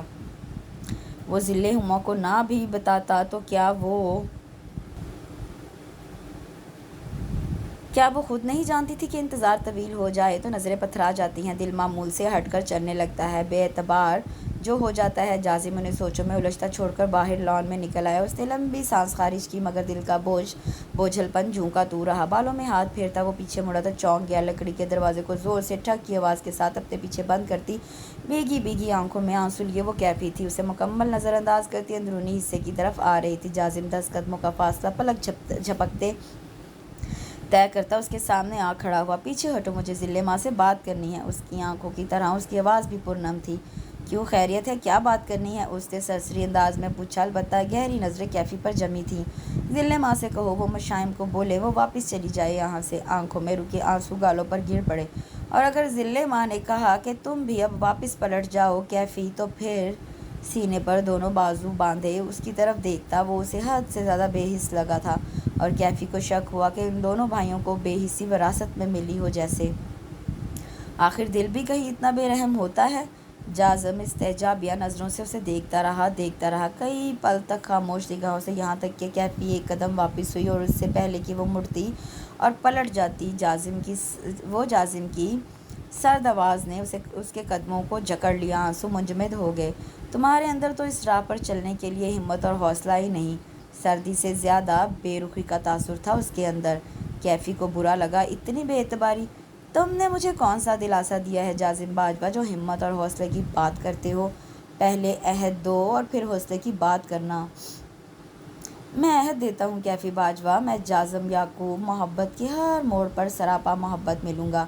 کیفی نے بے یقینی سے اس کے روشن چہرے کی طرف دیکھا، جہاں محبت نور بن کر چمک رہی تھی، اور اندھیرے میں ڈوبی اندھیرے ہی کا حصہ بنی مشائم سوچ رہی تھی، کیا عہد دینے والوں کے چہرے پر ایسا ہی نور چمکتا ہے؟ اور ان دونوں سے اوپر ٹیرس پر کھڑا سرحان سوچ رہا تھا کہ اس نے مشائم کو کون سا عہد دیا جو وہ اتنا سفر بڑے حوصلے اور ہمت سے طے کر کے آئی تھی۔ اس نے تو نفرت کا سمندر بہایا تھا، اس کے پاس ایسا کون سا عصا تھا جو محبت کے راستے بناتا آیا تھا؟ بارش کچھ کم ہوئی تو یعقوب ناشتہ کرنے کے بعد ہسپتال چلے گئے۔ جازم ابھی تک سو رہا تھا، وہ اپنے اندر ہمت مجتمع کر کے سرحان کے کمرے کی طرف چلی آئیں۔ جواب ضروری بھی تھا اور جواب تکلیف دہ بھی۔ وہ ایک ایسی ماں تھی جو اپنے بچوں کی رگ رگ سے واقف تھی، اور وہ بھی سرحان کو جانتی تھی، اس لیے قدم لڑکھڑا رہے تھے۔ دل کہتا تھا جو ایک پردہ ہے اسے رہنے دیا جائے، یہ پردہ درمیان سے ہٹا تو بہت تکلیف ہوگی، مگر پھر مشائم کا چہرہ ان کے قدموں کی مضبوطی بن جاتا۔ آخر اب جواب تو ضروری تھا۔ کالی شرٹ جس کے کف اس نے کوہنیوں تک موڑے تھے، نیلی جینز اور بلیک شوز میں وہ مکمل تیار جانے کے لیے اپنا مختصر سامان وہ بیگ میں رکھ رہا تھا۔ شرٹس بیگ میں رکھ کر اس سے جھکا سر اٹھایا تو دہلیز میں کھڑی ذل ہما کو دیکھ کر اس کے ہونٹوں پر مسکراہٹ پھیل گئی۔ جواباً ذل ہما کے ہونٹ بھی دائیں بائیں پھیلے، مگر ان کی مسکراہٹ میں وہ شگفتگی نہیں تھی جو کہ ہوتی تھی اور جو کہ ہونی چاہیے۔ اندر آئے نا، آپ وہاں کیوں کھڑی ہیں؟ تم جا رہے ہو؟ سست قدموں کے ساتھ چلتے ہوئے انہوں نے غیر ارادتاً پوچھا۔ جی، آج شام تک ڈیوٹی جوائن کرنی ہے، اس لیے جلدی نکلوں گا۔ تفصیل سے بتا کر اس نے بیگ کی زپ بند کی۔ سرحان، مجھے تم سے کچھ بات کرنی ہے۔ سوکھے لبوں پر زبان پھیرتی وہ چہرے سے پریشان دکھتی تھی۔ سرحان نے ان کے چہرے سے چھلکتے اضطراب کو بغور دیکھا تھا۔ بھویں سکیڑ کر اس نے سوالیہ نظروں سے ان کی طرف دیکھا۔ مجھے تم سے مشائم سے متعلق بات کرنی ہے سرحان، آخر کیا فیصلہ کیا ہے تم نے اس کے بارے میں؟ آخر کون سی منزل دو گے تم اپنے رشتے کو؟ میرا تو رشتہ تو نہیں ہے، یہ آپ کا زبردستی کا بنایا گیا رشتہ ہے۔ وہ طنزیہ مسکرایا۔ اور منزل، میں کیا اسے منزل دوں جس کے راستے پہ میں کبھی چلا ہی نہیں؟ اس نے کندھے اچکائے اور کھڑکی سے باہر دیکھنے لگا۔ ذل ہما کو اس کی بے حسی اور سرد مہری پر تعصب ہوا اور بے یقینی بھی۔ اتنی شدت سے کی جانے والی محبت کا جواب اتنی سرد مہری سے کیسے دیا جا سکتا ہے؟ وہ جس خاموشی کے ساتھ آئی تھی اسی خاموشی کے ساتھ واپس پلٹ گئی تھی۔ وہ جواب لینے آئی تھی اور جواب انہیں دے دیا گیا تھا، مگر یہ تو سرحان ہی جانتا تھا کہ جواب کسے دے رہا تھا؟ وہ سیڑھیوں کے وسط میں کھڑی مشائم کو دیکھ چکا تھا جو ظل ہما کو سیڑھیاں چڑھتا دیکھ کر ان کے پیچھے ہی آئی تھی۔ بارش بوندا باندی کی صورت تھی اور اب وہ بھی ختم ہو گئی تھی۔ ظل ہما کو ڈبڈباتی آنکھوں سے دیکھ کر وہ رخ موڑ کر سیڑھیاں اترنے لگی۔ انہوں نے گہری سانس کھینچی۔ ایک طرح سے یہ بھی ٹھیک تھا، اس نے خود ہی سن لیا تھا، ورنہ اسے کیسے یہ سب بتاتی؟ یہ بھی ایک مشکل ترین مرحلہ تھا۔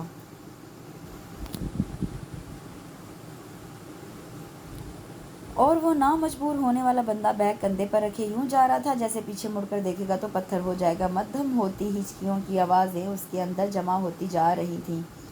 بارش رک چکی تھی اور درختوں کے پتوں پر بارش کے قطرے یوں اٹکے تھے جیسے پلکوں کی باڑ پر رکے آنسو۔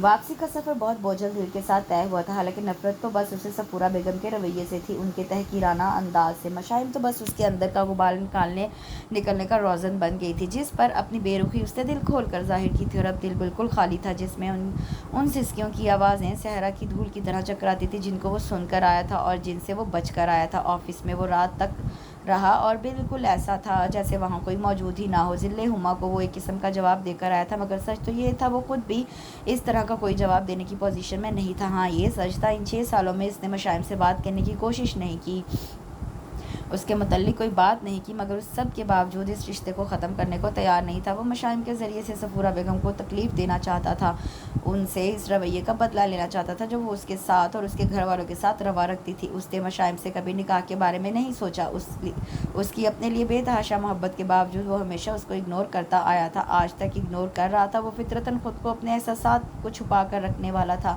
اگر چاہتا بھی تو کسی پر بھی اپنی محبت ظاہر نہیں کر سکتا تھا۔ اس نے مشائم سے کبھی نکاح کے بارے میں نہیں سوچا، اس کی اپنے لیے بے تحاشا محبت کے باوجود وہ ہمیشہ اس کو اگنور کرتا آیا تھا، آج تک اگنور کر رہا تھا۔ وہ فطرتاً خود کو اپنے احساسات کو چھپا کر رکھنے والا تھا، اگر چاہتا بھی تو کسی پر بھی اپنی محبت ظاہر نہیں کر سکتا تھا۔ لفاظی اسے آتی نہیں تھی اور اس کے ماتھے سے تیوریاں ہٹتی نہیں تھیں جو کسی کو اس کے قریب نہیں آنے دیتی تھی۔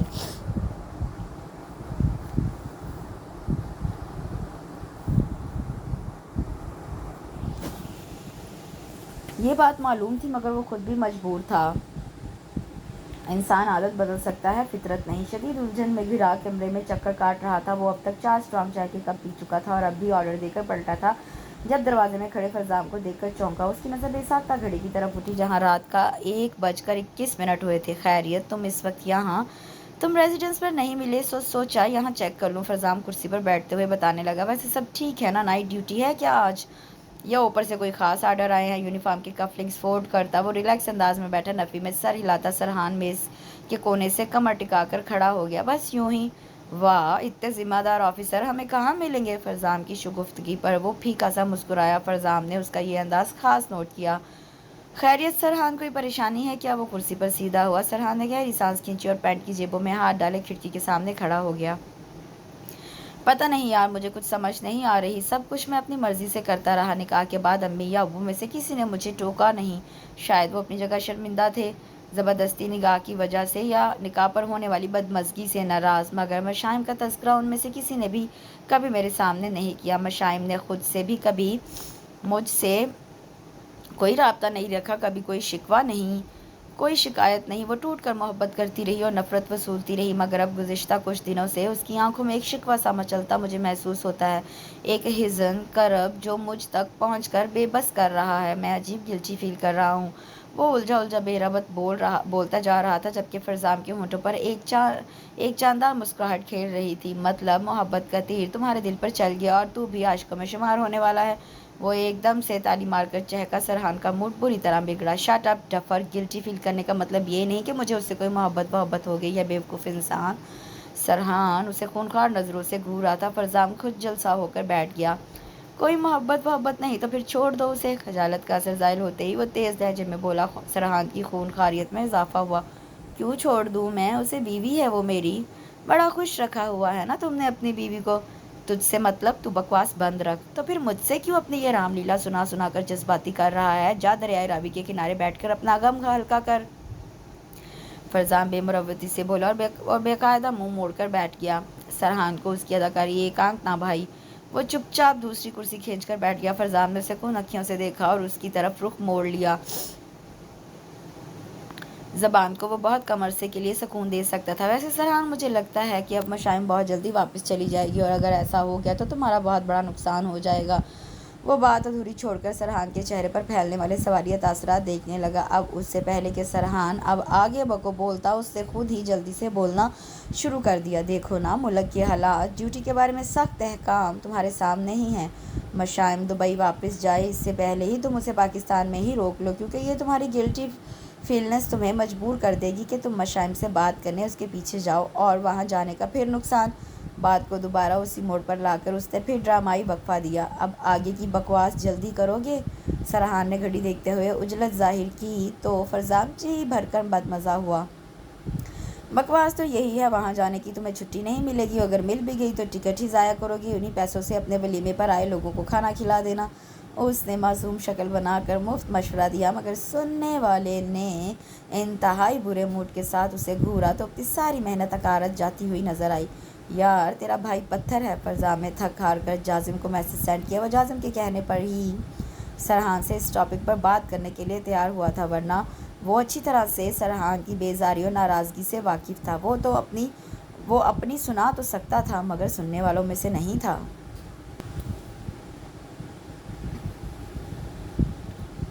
فرزام کا میسج پڑھ کر جازم نے سر ہاتھوں میں گرا لیا۔ سرحان کی واپسی کے تاثرات دیکھ کر اسے کچھ امید بندی تھی، مگر اب وہ بھی ختم ہو گئی تھی۔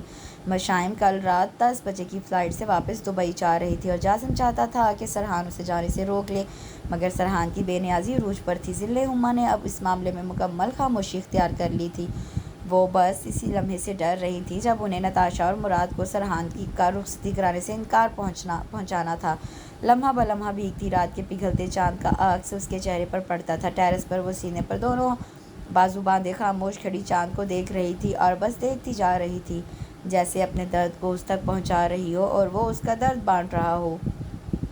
اس خاموش کھڑی لڑکی کے اندر کو کون پڑھ رہا ہو؟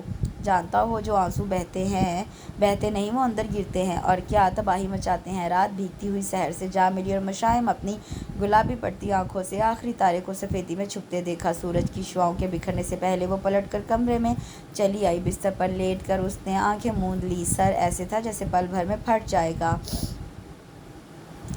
سب سے مل کر مشائم کار میں بیٹھی، اور جازم نے کار آگے بڑھا دی۔ پیچھے رہ جانے والوں کی آنکھوں میں نمی موتیوں کی طرح چمک رہی تھی، سوائے عاشبہ اور صفورہ بیگم کے۔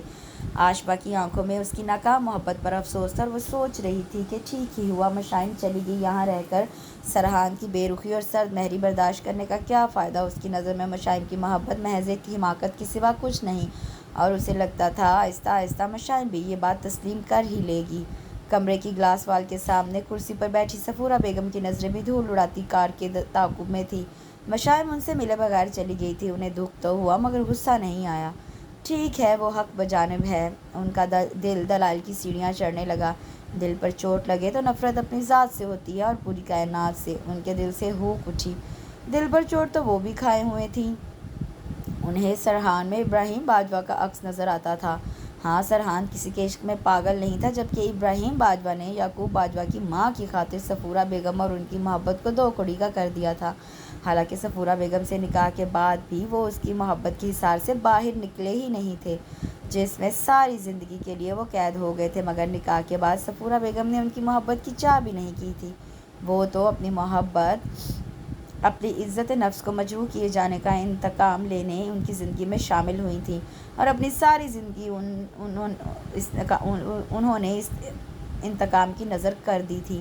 وہ محبت جس کی طلب میں انہوں نے نہ جانے کتنی دعائیں مانگی، کتنا تڑپی، وہ محبت ملی تو دل سے طلب ہی جاتی رہی۔ وہ بس سراپا انتقام اور نفرت بن گئی، اور ان کی یہ نفرت اور انتقام مشائم کے دل کو بھی خالی کر گیا تھا۔ جازم کی نظریں سامنے بچھی تارکل کی سڑک پر جمی تھی، جبکہ مشائم سیٹ کی پوچھ سے ٹیک لگائے بے تاثر چہرے کے ساتھ بیٹھی تھی۔ جازم نے اس سے کوئی بات نہیں کی، اور مشائم خود سے بھی خاموش تھی۔ آدھ کھلے شیشے سے اندر آتے ہوئے ہوا کے نرم گرم جھونکے اس کی رت جگہ سے دکھتی سرخ آنکھوں میں نیند کا خمار پیدا کرنے لگے تھے۔ اس کی آنکھیں آہستہ آہستہ بند ہونے لگی، اور بالآخر وہ نیند کے خمار میں ڈوبنے لگی۔ اگلے چند لمحوں میں وہ مکمل نیند کے حصار میں تھی۔ جازم نے ایک نظر اسے دیکھا اور گہری سانس خارج کرتا چہرہ سامنے کی طرف موڑ کر ڈرائیو کرنے لگا۔ رات سے صبح ہوئی اور صبح سے دوپہر کا وقت آ ٹھہرا اور وہ بھی پگھل پگھل کر سے پہر کی طرف گامزن سفر تھا، اور سرحان ایسے ٹہل رہا تھا جیسے اسے سفر کی سزا سنا دی گئی ہو، منزل دور، بہت دور ہو اور اسے سستا رہی ہو۔ وہ سسکیاں جو وہ سن کر آیا تھا، ان سسکیوں نے اسے لامحدود اضطراب میں مبتلا کر دیا تھا، اور وہ سوچ رہا تھا یہ سسکیاں وہ پہلے سن لیتا تو تباہ ہی ہو جاتا۔ اس کے اضطراب کو اس کے ہر ماتحت نے محسوس کیا تھا، بغور دیکھا تھا اور حیران ہوا تھا۔ سرحان یہ سب جانتا تھا، مگر وہ بے بس رہا، اور اسے اب پتہ چلا کہ بے بسی کا مزہ کیا ہوتا ہے۔ اس نے اب جانا اس کرب کی لذت کیا ہے۔ سپہر ڈھلنے کے قریب ہوئی اور سرحان باجوہ اپنے لامحدود اضطراب سے ہار گیا۔ جازم لاہور شہر کی حدود میں داخل ہو چکا تھا۔ وہ فریش ہونے کے لیے ایک ڈھابے پہ رکا تھا جب اسے سرحان کی کال موصول ہوئی۔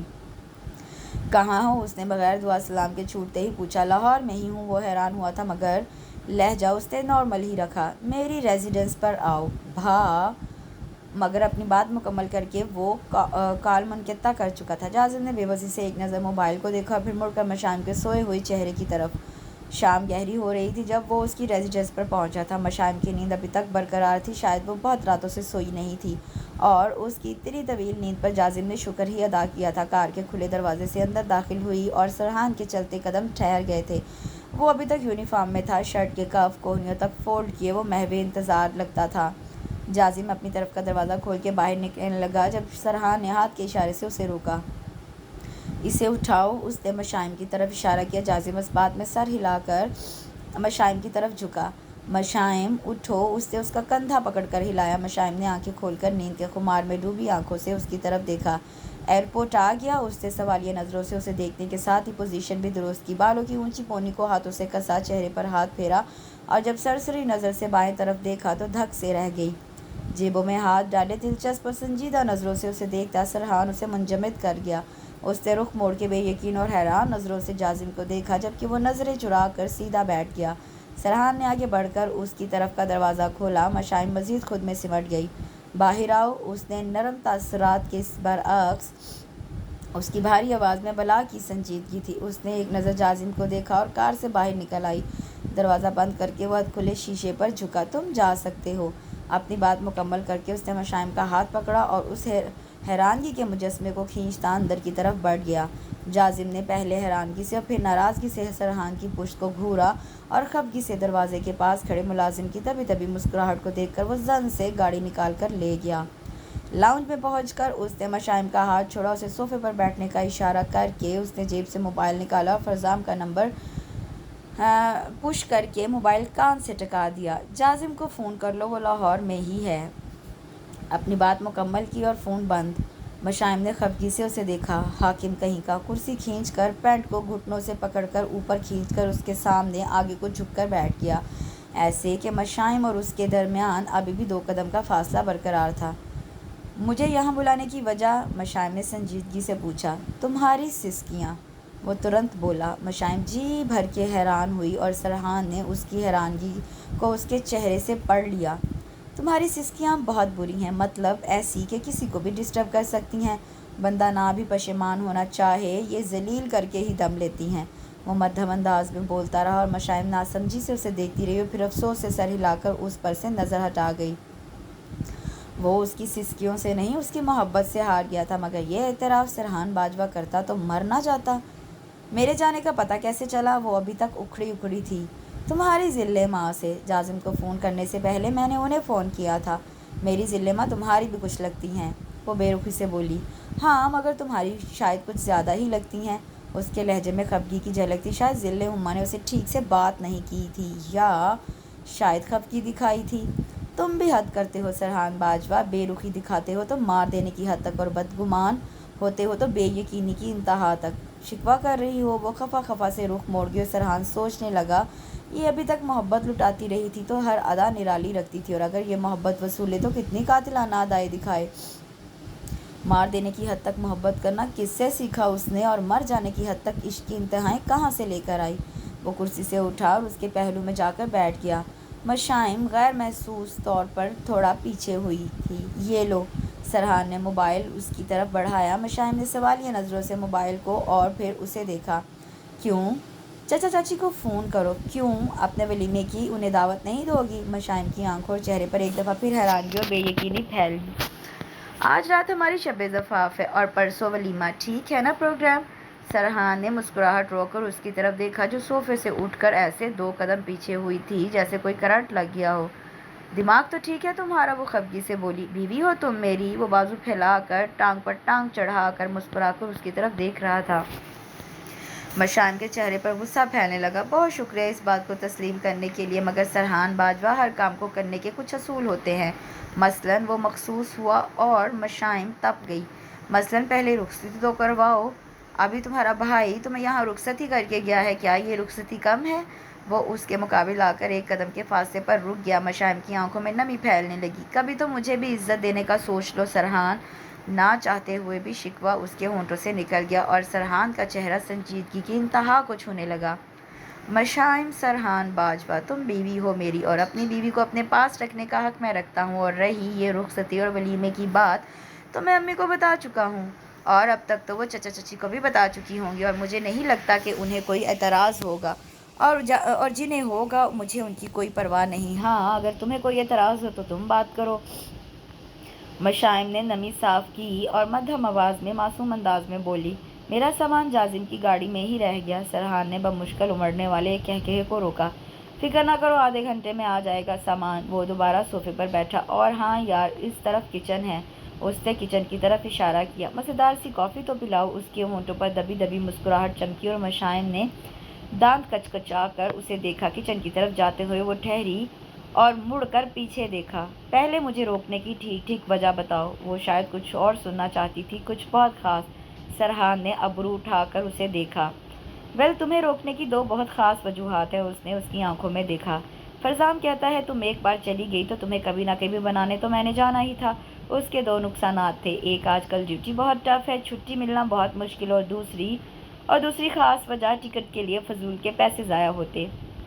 حالانکہ انہی پیسوں کو بچا کر میں ایک چھوٹا موٹا ولیمہ تو ارینج کر ہی لوں گا۔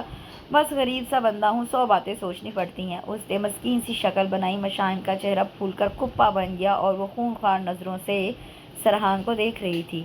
بس یہی وجوہات تھیں؟ وہ مزید گویا ہوا اور مشائم مزید وجہ پوچھنے سے توبہ کرتی دھپ دھپ کرتی کچن میں چلی گئی۔ سرحان مسکراہٹ روکتا کمرے میں فریش ہونے کے لیے چلا گیا اور خفگی سے کافی پھینٹتی مشائم جانتی تھی وہ کبھی بھی سرحان کے منہ سے محبت کا اظہار نہیں کروا پائے گی۔ ہاں، وہ اپنے ہر عمل سے اظہار محبت کرتا رہے گا، اس بات کا اسے یقین تھا اور امید تھی، اور وہ ناشکری نہیں تھی۔ ایک عرصے بعد دعاؤں کو مقبولیت کی سند ملی تھی اور وہ بلا وجہ انا کو مسئلہ بنا کر محبت سے منہ نہیں موڑ سکتی تھی۔ اس کے ساتھ یہ خوبصورت سی سٹوری اپنے اختتام کو پہنچتی ہے۔